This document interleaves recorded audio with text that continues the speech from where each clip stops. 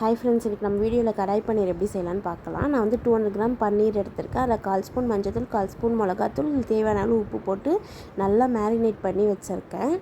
ஒரு 1/2 an hour marinate ஆகட்டும். Next வந்து பார்த்திங்கன்னா, நம்ம பேன் வச்சு அதில் வந்து 3 ஸ்பூன்ஸ் வந்து ஆயில் ஊற்றிட்டு நான் 3 ஆனியன் வந்து கட் பண்ணி வச்சுருக்கேன். அந்த கட் பண்ண ஆனியனை வந்து கடாயில் போட்டு கொஞ்சம் நல்லா வதக்கிக்கோங்க.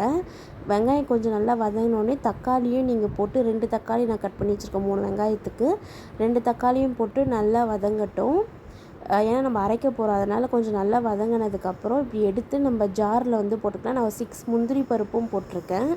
நல்லா வதங்கினதுக்கப்புறம் ஜாரில் போட்டு ஃபைன் பேஸ்ட்டாக எடுத்துக்கணும். நெக்ஸ்ட்டு அதே கடாயில் ஒரு 3 ஸ்பூன் வந்து ஆயில் ஊற்றிட்டு நான் வந்து கேப்சிகமும் வெங்காயத்தையும் வந்து க்யூப் சைஸில் வந்து கட் பண்ணி வச்சுருக்கேன்.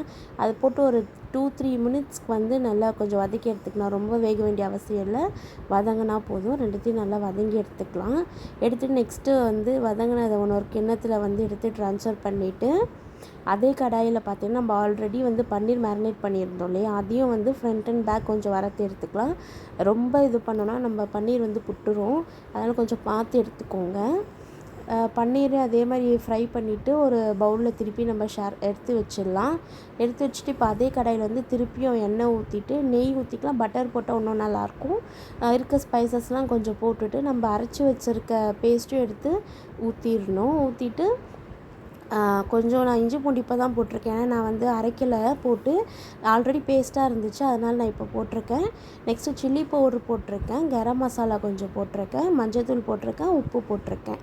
போட்டுட்டு அந்த கொஞ்சம் தண்ணி ஊற்றிப்போம். தண்ணி ஊற்றிட்டு ஒரு 2 or 3 மினிட்ஸ் வந்து நம்ம மூடி வைப்போம். ஏன்னா கொஞ்சம் நல்லா பச்சை வாசனை போகணுன்றதுக்காக தான். ஒரு 3 மினிட்ஸ் மூடி வச்சா போதும். நல்லா கொதிச்சிடும் பாருங்கள், நல்லா கொதிக்குது.